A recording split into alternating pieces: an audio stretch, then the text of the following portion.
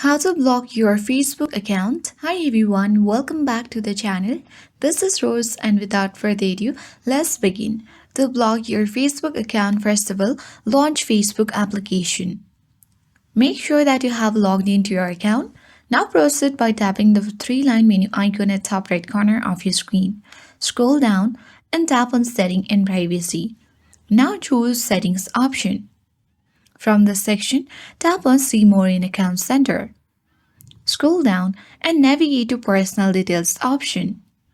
Here you will find different options. Select Account Ownership and Control and choose Deactivation or Deletion option.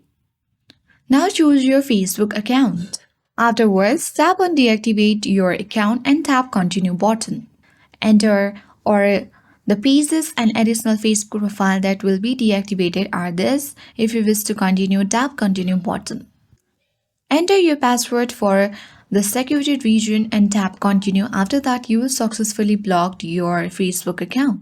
So that's it. I hope this guide worked, and if you are new to our channel, hit the like button and subscribe.